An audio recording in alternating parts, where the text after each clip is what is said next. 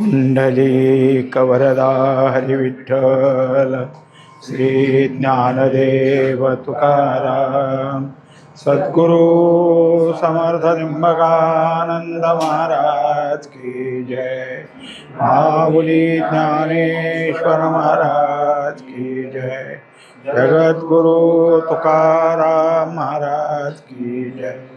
श्री गुरुदेव दत्त। ज्ञानेश्वरी अध्याय 9। मन्मना भव मद्भक्तो मद्याजी माम नमस्कुरु मामे वैश्यसी युक्त्वैव मात्मानं मत्परायणः। 34वा श्लोक आहे। या अध्यायाचा हा उपसंहार आहे। या अध्यायात जे जे विशेष करून सांगितलं ते भगवंताचं ऐश्वर्य आहे आणि त्या ऐश्वर्याशी तुझं मन एक कर, दृढ कर, म्हणजेच तुझ्या ठिकाणी भक्ती तयार होईल आणि जे काही असेल ते सगळं मला अर्पण कर। असाच तुझा जर सगळ्या ह्याच्यातून मुक्त होऊन म्हणजे काहीही मागं राहणार नाही असा जर नमस्कार मला मिळाला तर मात्र तुझ्या अंतःकरणाच्या ठिकाणी स्थिरता प्राप्त होऊन तो माझ्या ठिकाणी येशील। तू मन हे मीची करी माझिया भजनी प्रेमधरी सर्वत्र नमस्कारी मज एकाते। आता हा विषय वरच्या 2 ओवीला धरून किंबहुना शेवटची ओवी जी होती की तरी झडजोडोनी वाहिला निघ ये भक्तीची या वाटेला। भक्तीची वाट म्हणजे कुठून धरायची, भक्ती कुठं उत्पन्न होईल, भक्ती कोणी करायची असती त्याचा विषय निघाला। भक्ती कुठं होईल, भक्ती कोणी करायची तर भक्ती मनाने करायची। कारण मन द्वैतातलं आहे। मनाच्या ठिकाणी जसा संकल्प आहे तसा विकल्प आहे, म्हणून ते दोन्हीलाही धरू नये। नुसताच संकल्प कधी राहत नाही, संकल्पाच्या पाठीमागं विकल्प येतोच आणि त्यामुळं काय होतं की त्याच्या ठिकाणी द्वैत आहे। आता हे संकल्प आणि विकल्प दोन्ही द्वैताची जी लक्षणं आहेत ती काढली तरच तुझ्याजवळ माझ्या ठिकाणी मन समर्पित होईल आणि मग त्या मनाच्या ठिकाणी भजन चालू होईल। मन द्विधा कुठं आहे, मनाचे जे काही आहेत ते संकल्प कुठले तर संकल्प बाह्य आहेत। बाह्य संकल्पालाच धरून विकल्प पण आहेतच। त्याच्यामुळं बाह्य संकल्प सगळे काढून टाकून तो माझ्याशी एकरूप होण्याचा जो संकल्पच तुझ्या मनाला करायचा आहे तो करू शकतो। तो संकल्प कुठं होईल तर माझं तर भजन होईल, पण नुसतं भजन होऊन काय करायचं आहे, प्रेमधरी त्या ठिकाणी प्रेम असलं पाहिजे। प्रेम जे काय आहे ते भक्तीचं मुख्यत्व आहे। भक्ती तिचं दुसरं नाव प्रेमच आहे। पण नुसती भक्ती झाली तर ती अज्ञानातली भक्ती झाली। अज्ञानातली भक्ती काय करील तर परमात्म्याशिवाय अन्य गोष्टी प्राप्त करून घेण्याकरता भक्ती करील। म्हणजे तिथं देवाणघेवाण होईल, व्यवहार होईल, देवा तुला हे देतो तो त्याच्या बदल्यात मला हे दे। आता इथं काही द्यायचंही नाही काही घ्यायचंही नाही, असं देणं आणि घेणं दोन्ही बंद होईल तेव्हा ती मात्र भक्ती प्रेमपूर्वक होईल। आता या भक्तीच्या प्रेमाच्या ठिकाणी दुसरं काही नाही। एरवी परमात्म्याचं ज्ञान जर आम्ही करत बसलो तर परमात्मा केवढा आहे, कसं स्वरूप आहे त्याचं, काय त्याची लक्षणं आहेत, हे जर आमच्या ठिकाणी आलं तर आम्हाला वाटेल आमच्याजवळ कुठे एवढं, आम्ही कुठे ह्या इतक्या लक्षणाने युक्त आहेत। म्हणजे ज्ञान नुसतं जर आलं तर ज्ञान आम्हाला असं कोड्यात पाडतं। ज्ञानाच्या ठिकाणी तर्क निर्माण होतात की मग परमात्म्याशी सम्मिलित होण्या इतके योग्य आहेत का आपण। पण भक्तीत तसं नसतं, भक्ती समर्पित होते। भक्तीला दुसरं काही नाही। भक्ती म्हणजे काय आहे की सर्वस्व अर्पण करणं हीच भक्ती। अशी भक्ती जागं होण्याकरता आपल्या ठिकाणी काय आहे की भक्तीचं प्रेम असलं पाहिजे। म्हणजेच जे आपण करणार आहे त्या करणाऱ्या गोष्टीशी प्रेम धारण झालं की तेच प्रेम परमात्म्यापर्यंत घेऊन जातं। सर्वत्र नमस्कारी मज एकाते। आता तेच मन आत्तापर्यंत काय आहे की स्थूल मानाने सगळीकडे पाहतो। त्याच्यामुळं हा परमात्मा कधी मनाच्या दृष्टीनं समोर आला नाही, कधी पाहिला नाही किंवा कधी अनुभवला नाही. पण तेच मन भक्तीच्या अंगाने निघालं की त्या परमात्म्याचं स्वरूप असं कुठंतरी मंदिरात असलेलं, कुठंतरी इकडं तिकडं असलेलं असं एकदेशी राहत नाही. मग सर्वत्र सगळीकडं असलेला हा परमात्मा आहे. अशी एकदा त्या मनाची भावना झाली की सर्वत्र नमस्कारी, जिकडं जिकडं तो पाहशील तिकडं तिकडं मीच. तुला पाहण्याकरता आता काही दिशेचं बंधन नाही, ह्या दिशेला का त्या दिशेला, त्याचं बंधन नाही, कुठल्या ठिकाणाचं बंधन नाही. जिकडं तुझं लक्ष जाईल ते सगळं माझं स्वरूप आहे. असं जर झालं तर मात्र तुझा नमस्कार भक्तिपूर्वक झाला. मग भक्ती कशी आहे, तर भक्तीला कुठल्या प्रकारचं एकदेशी पण राहिलं नाही. भक्ती एकदेशी झाली. आत्तापर्यंत काही भक्त पाहिले की ते अमुक एका देवाचीच भक्ती करतात. कोणी गणेशाची भक्ती करतं, कोणी सूर्याची भक्ती करतं, कोणी देवीची भक्ती करतं, कोणी महादेवाची भक्ती करतं, कोणी महाविष्णूची भक्ती करतं. ही एकदेशी. आता हे सगळे एकच आहेत असं ज्याच्या ठिकाणी पूर्ण होईल त्याची भक्ती संपूर्ण झाली. आता त्याला महादेव काय, देवी काय, काही असो, एका परमात्म्याचंच हे रूप आहे असं त्याच्या ठिकाणी झालं की मग त्याला आता द्वैत राहिलं नाही. आणि असा नमस्कार माझ्या ठिकाणी येणं हे गरजेचं आहे. हे कधी होतं, तर मनाचा असा पालट झाल्यावरच. मन अशा तऱ्हेनंच माझ्या ठिकाणी एकरूप झालं की त्या मनाला माझ्याशिवाय काही नाही. भगवंताचं नाम उच्चारत करणं हेच भजन आहे. आणि त्या नामामध्ये प्रेम जागं होणं ही त्यातली भक्ती आहे. म्हणून नामातलं प्रेम हे भक्तिप्रेम झालं. भक्तिप्रेम आहे. भक्तिप्रेमाविण ज्ञान नको देवा. आता त्या भक्तिप्रेमाचं जर झालं जागरूकता तर ज्ञान त्या ठिकाणी असतंच. कारण भक्तीच्या पाठीमागं ज्ञान येतं, एकटं ज्ञान नको आहे. म्हणून भक्तिप्रेमातलं ज्ञान आलं की मग मात्र माझं स्वरूप तुला कळालं. माझेनी अनुसंधाने देख, संकल्पू जाळणे निशेख, मद्याजी चोख याची नावं. आता मुळात असं आहे की अनुसंधान हा अत्यंत महत्त्वाचा शब्द आहे. केवळ माझ्याकडं लक्ष दे, त्याला अवधान म्हटलं जातं, अनुसंधान म्हटलं जातं, लक्ष म्हटलं जातं, ध्यान म्हटलं जातं. हे सगळं काय आहे, माझ्याशीच. आज सगळीकडं मीच आहे असं जर त्याच्या मनाच्या ठिकाणी निर्माण झालं तर दुसरीकडं पाहणारच नाही. त्यामुळं त्याचं अनुसंधान टिकून राहील. कुठेही जर मीच आहे असं जर झालं तर अनुसंधानाला अनेक वेगळीकडे जायला जागा कुठं राहिली.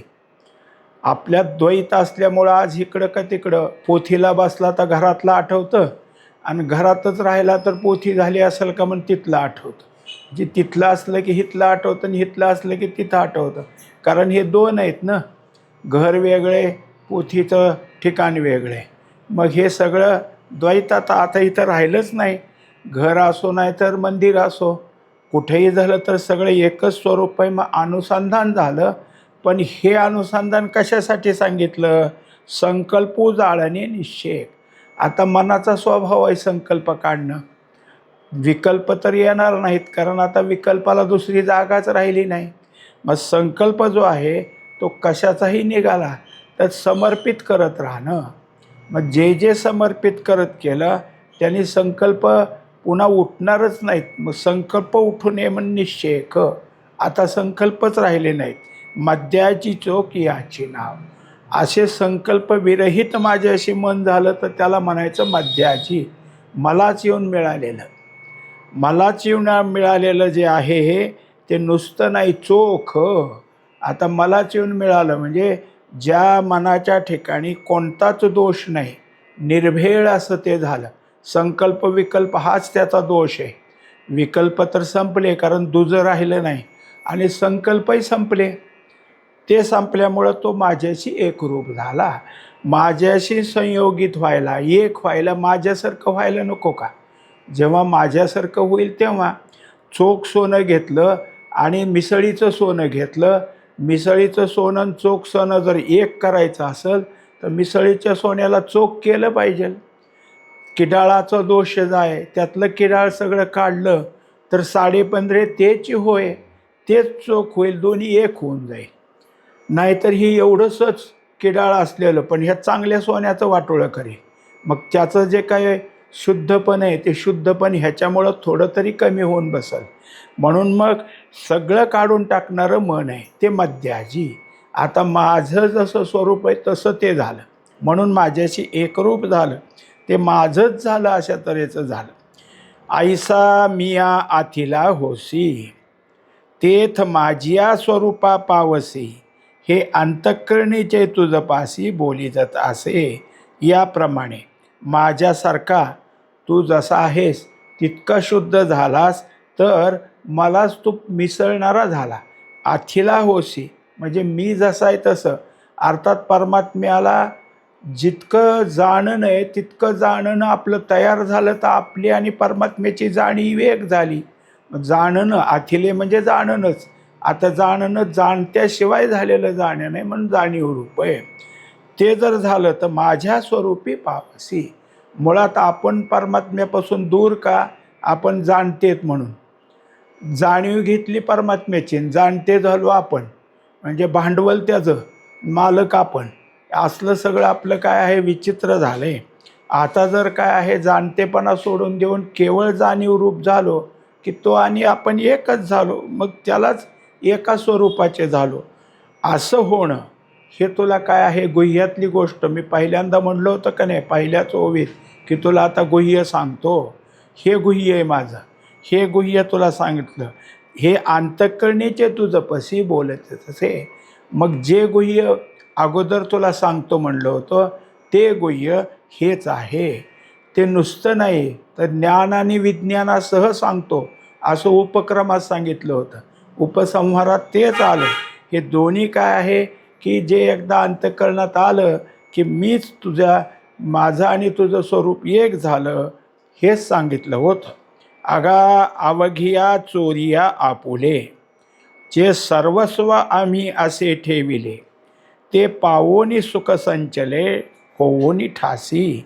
आता जे जे काही माझं गुह्य आहे, परमात्म्याचं जे गुह्यत्व आहे, गूढ आहे, राजगुह्यम, हे जे काही राजगुह्य आहे माझं, ते आत्तापर्यंत काय आहे, जोपर्यंत माझ्याशी एकरूप होणारा असा शुद्ध होत नाही त्यांच्यापासून मी बाजूला ठेवलं होतं. चोरिया म्हणजे चोरून ठेवलं होतं. पण हे नुसतं चोरलं नाही तर चातुर्यानं चोरलं होतं की कोण जो कोणी येईल पूर्ण शुद्ध होऊन मला मिसळेल त्याला दाखवेल. पण जोपर्यंत मला मिसळण्या इतकं शुद्ध होत नाही तोपर्यंत मी माझं बाजूला ठेवील. जे सर्वस्व आम्ही असे ठेविले, ते गुह्य म्हणजे माझं सर्वस्व आहे. ते आत्तापर्यंत मी ठेवलं होतं बाजूला, पण तू त्या योग्यतेचा झालास. ते पावोनी सुख संचले. आता मात्र तुझ्या ठिकाणी हे अनुभवाला आल्याबरोबर, अनुभव म्हणजे सुख, याचाच संचय तुझ्या ठिकाणी होईल. आता एवढं तेवढं जे काही मिळत होतं पूर्वी ते यत्किंचित होतं. मागच्या श्लोकात त्यांनी सांगितलं होतं हे कसं आहे सुख, तर हे सगळं सुख म्हणजे काय होणार आहे, संपणारं सुख आहे. अनित्यम सुखम, हे अनित्य सुख होतं. आता नाही, आता नित्य सुख तुझ्या ठिकाणी साठू लागलं. ऐसे सावळेनी परब्रह्मे, भक्त काम कल्पद्रुमे, बोलिले आत्मारामे संजीव म्हणे. आत्तापर्यंत जे चाललं होतं ते भगवंताने अर्जुनाचा संवाद. आता संजयानं सुरुवात केली, कारण त्याचं अस्तित्व आहे हे दाखवायला माऊली कधी चुकत नाहीत. अध्यायाच्या शेवटी किंवा अध्यायाच्या सुरुवातीला या दोघाचा जसा संवाद चालला आहे तसा संजयाचा सुद्धा संवाद चालला आहे हे सांगत असतात. मुळात काय आहे की संजयाला व्यासाने दिलेली दृष्टी की तो हस्तिनापुरात बसून सगळं कुरुक्षेत्र सगळं पाहतो आणि काय करतो तिथला वृत्तांत सांगतो. हे जसं आहे तसं तुमचं आमचं सुद्धा तसंच आहे. कारण जेव्हा जे घडलं ते ज्ञान श्री गुरु तुम्हा आम्हाला देतात, म्हणजे दिव्य दृष्टीच देतात. आता ते श्री गुरुतर्फे मिळतं. तिथं जसं संजयाला प्राप्त झालं आणि धृतराष्ट्राला सांगितलं, आणि तसंच आपल्याला श्री गुरु सांगतात ही संजयाचीच भूमिका आहे खरी. आपल्या ठिकाणी सुद्धा जे काय असतं ते भगवान काय म्हणाले, कधीही सद्गुरू मी काय सांगतो तुम्हाला ऐका म्हणत नाहीत. बघा ग्रंथात काय सांगितलं, भगवंतांनी काय सांगितलं आहे, संतांनी काय सांगितलं आहे असं म्हणत असतात. आतासुद्धा त्यांनी सांगितलं की हे सावळे परब्रह्मे. परब्रह्म कसं आहे, सावळे म्हणजे चकचकीत कोरं नाही, अगदी शुभ्र पांढरं नाही आणि काळं कुळकुळीत नाही, दोघाचं मिळून असणार आहे. म्हणजे ते असं असणारं परब्रह्माचा रंग आहे की तो कसा आहे तर सावळा आहे, काळाही नाही आणि गोराही नाही. भक्त काम कल्पद्रुमे आणि भक्ताच्या कामना पूर्ण करणारा. भक्त जरी झाला तरी कामना आहे, कारण काम हे परमात्म्याचं स्वरूप आहे. सगळ्यांच्या ठिकाणी जो काम आहे तो काम म्हणजे माझंच आहे म्हणे आत्माराम. त्यांनी त्याचं सांगितलं की हे जो काम आहे तो मीच आहे. हा तो मी म्हणे आत्माराम. सगळं भूतमात्राच्या ठिकाणी, पण त्या कामनेला आपण इतरत्र वागवलं. आता ती कामना जर भगवंताच्या प्राप्तीसाठी झाली, हे कोणाच्या ठिकाणी झाली, भक्ताच्या ठिकाणी. आणि पूर्ण करणारा कोण असतं, तो कल्पद्रुम. कल्पवृक्ष जसा आपल्या इच्छा पूर्ण करतो तसं आहे. आता त्याच्या ठिकाणी हे पूर्ण झालं असा जर कोण असेल तर बोलिले आत्मारामे. हा परमात्मा सर्वाच्या अंतरी असणारा म्हणून आत्माराम. संजय म्हणे अहो ऐकिजत असे की अवधारा, तव या बोला निवांत म्हातारा, जैसा म्हैसा नुठी का पुरा, तैसा उगाच असे. आता हे सगळं झालं, ऐकण्यातलं झालेली प्रेमजागृती किंवा भाव हे संजयाच्या ठिकाणी. पण ज्याला सांगत होता त्या श्रोत्यावर काय झालं. म्हणून असं आहे की जे जे काही सांगितलं जातं त्याचा परिणाम किती होतो, तर परिणाम कधी होतो आणि कधी होत नाही. आता इथं मात्र झालाच नाही. हा ऐकतोय खरा आणि झालं आहे काय तर निवांत आहे, त्याच्यावर काहीच होत नाही. जर बोलणं चाललं प्रवचनातलं कीर्तनातलं असू द्या आणि कुणाच्याच चेहऱ्यावर काही बदल झाला नाही, तर त्याच्या ठिकाणी ऐकणं झालं असलं तरी ते मूढतेतच गेलं, कारण परिणाम जागाच काही झाला नाही. चेहरा त्याचा काही कळाला म्हणून दाखवत नाही आणि नाही कळालं म्हणून दाखवत नाही. हे धृतराष्ट्राचं रूप आहे की तो काहीच करत नाही. मग त्याला उदाहरण दिलं की जैसा म्हैसा नुटी का पुरा. म्हैस एकदा पाण्यात जाऊन बसली तर मालकाने हाका मारू द्या नाही तर काठी मारू द्या, ती अजिबात पाण्यातनं हलत नाही, कारण तिला ते पाणीच प्रिय आहे. तसा हा धृतराष्ट्र मोहरूपी पाण्याच्या ठिकाणी बसला आहे. त्याला हे किती सांगितलं तर काही परिणाम होत नाही. ते तर संजयो माथा चुकिला, आहा अमृताचा पाऊस वर्षला, की हा येथ असतुची गेला सेजिया गावा. आता त्या ठिकाणी संजयाला या सगळ्या गोष्टी वाटल्या खरं, पण अत्यंत मनातून झालेली जी काही ऐकण्याची झालेली तयारी किंवा जे ऐकायला मिळाले त्याने आपलं काय नतमस्तक झाला. आणि मग आता काय कशासाठी हे नतमस्तकत्व, कारण धृतराष्ट्र हा राजा आहे, पोशिंदा येतो आणि त्याच्याविषयी आपण असं बोललो, हे संजयाला थोडंसं खटकलं. तरी पण तो म्हणतो की इकडं तर अमृताचा पाऊस पडतो आहे, कसं भगवंताचं बोलणं आहे, किती अमृतापेक्षा श्रेष्ठ असं पाऊस पडत असताना की हा येत असतोची गेला सेजिया गावा. आता इथंच आहे तो खरा, पण मला वाटतं तो इथं नाही, कुठंतरी काय आहे की बाकीच्या शेजारच्या गावाला किंवा दुसऱ्या गावाला निघून गेला. म्हणजे जेव्हा श्रोत्याच्या ठिकाणी काही परिणाम होत नाही तेव्हा तो तिथं नसतोच, तो देहाने बसलेला असतो, बाकी त्याच्या मनात विचार दुसरेच चाललेले असतात. तरी दातारू हा अमुचा, म्हणून हे बोलता मैळेल वाचा, काय झाले याचा स्वभावच ऐसा. आता शेवटी त्याने आपल्या मनातलं जे काही असतं त्याचा परिहार दिला की हा आमचा पोशिंदा आहे, ह्यानीच आम्हाला खायला प्यायला घातलं आहे. आणि मग त्याला दोष देणं म्हणजे आपण आपली वाचा ते मळवून घेणं झालं, वाचेला दोष लागायला लागला. तेव्हा जे असेल ते असेल, एखाद्याचा स्वभावच तसा असेल तर स्वभावाला किती बदलणार आपण, त्याचा स्वभाव त्या पद्धतीचाच आहे, त्यामुळं तिथं काही विलाज नाही. परिबाप भाग्य माझे, जे व्रतांतू सांगावयाचे निव्याजे, कैसा राखिलो मुनिराजे व्यासदेवे, कैसा राखिलो मुनिराजे श्री व्यासदेवे. आता मात्र काय आहे की सगळं सोडून दिलं आणि जे मिळालं होतं ते मिळालेलं उगीचच बाह्य भाग येऊन धृतराष्ट्राबद्दलचं जे झालं तो बहिर्मुख झाला संजय. पण पुन्हा अंतर्मुख झाला की हे सगळं जे काय आपल्याला ऐकायला मिळालं हे आपलं भाग्य, असं सहजासहजी मिळत नाही.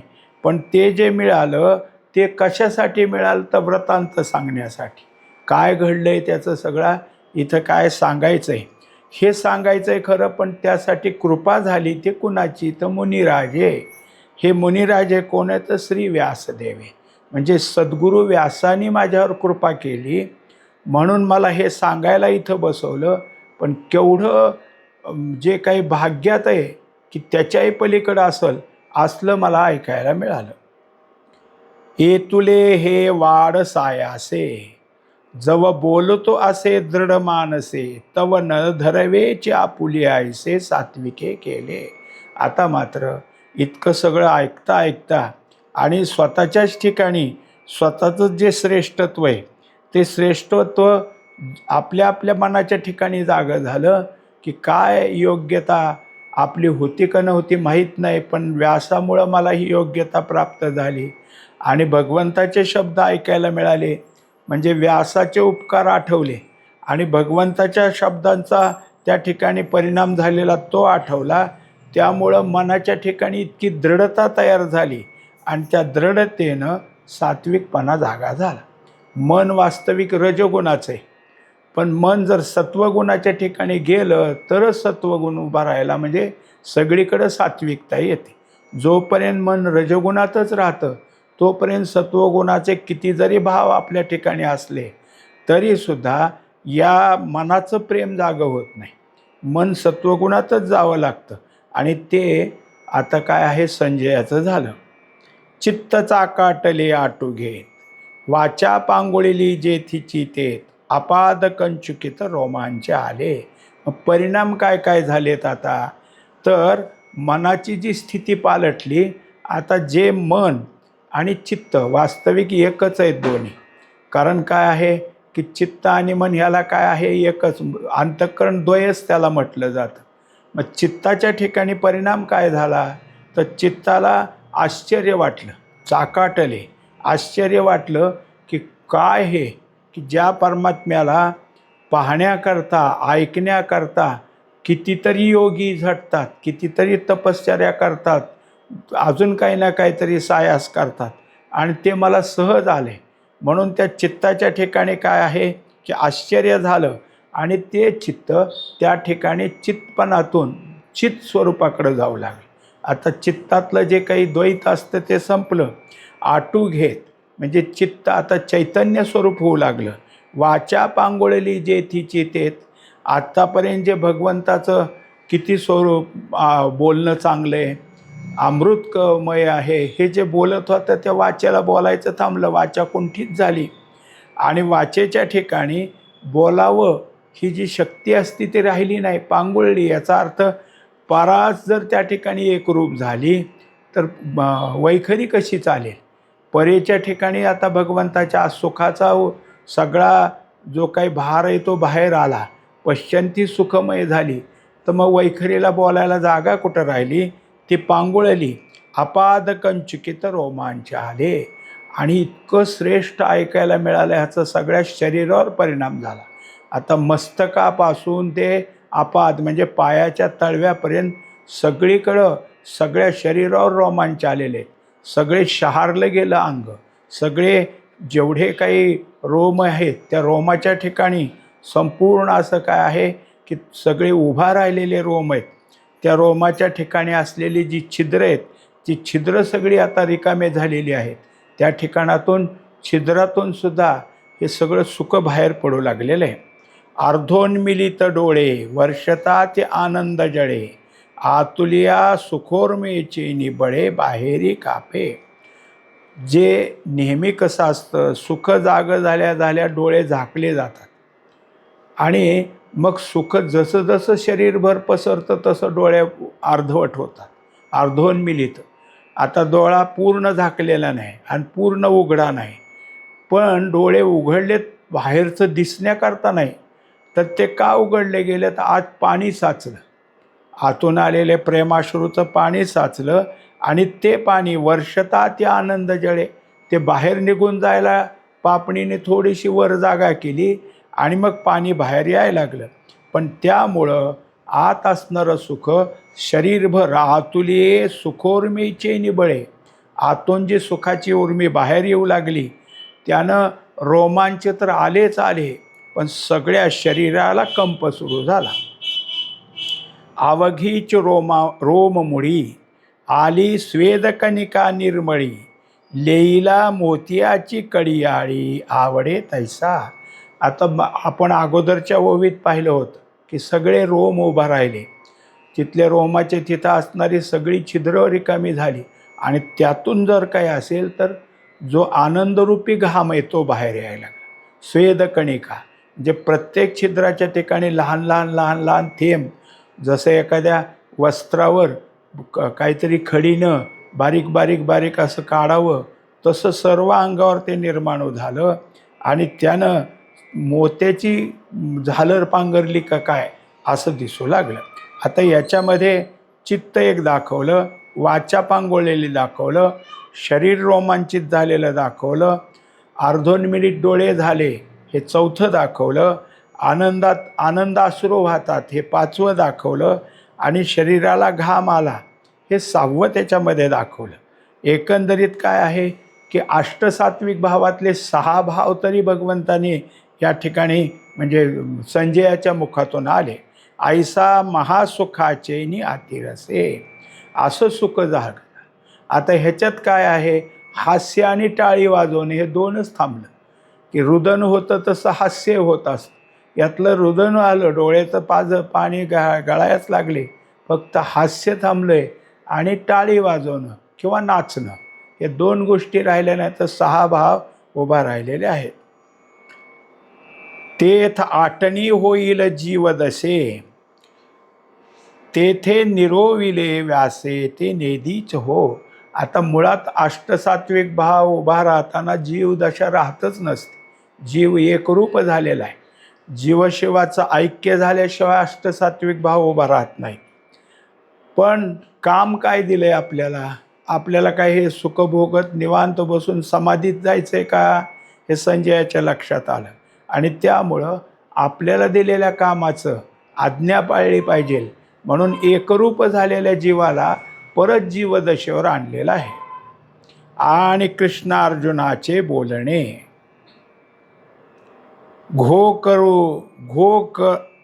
आले श्रवणे, घोकरी आले श्रवणे, हे देहस्मृतीचा तेणे वापसा केला. आता परत भगवंताच्या शब्दाकडे लक्ष गेलं किंवा शब्द कानावर आल्याबरोबर पुन्हा देहाच्या स्मृतीवर आले. देहभाव निघून गेला होता, जीवभाव त्या ठिकाणी विराले होते दोन्ही. परत जीव आणि देह या दोन्हीची स्मृती जागी झालेली आहे. तेव्हा नेत्रीचे जळ विसर्जी, सर्वांगीचा स्वेदू परी माझी, तेवीच अवधान म्हणे जी हो जी धृतराष्ट्राते. आता जे डोळ्याला पाणी आलं ते पुसून काढलं, अंगावर आलेला घाम सगळा पुसून काढला आणि धृतराष्ट्राला सांगितलं, आता मी पुढं काय सांगतो ते लक्ष द्या. आता पुढं मला भगवंताचं काय चाललंय तिथे ते तुम्हाला सांगायचं आहे. आता कृष्ण वाक्य बीजा निवाडू आणि संजय सात्विकाचा बिवडू, म्हणून श्रोत्या होईल सुरवाडू प्रमेय पिकाचा. आत्तापर्यंत आपण संजय आणि धृतराष्ट्राच्या यामध्ये संजयाचं मनोगत काय ते ऐकलं.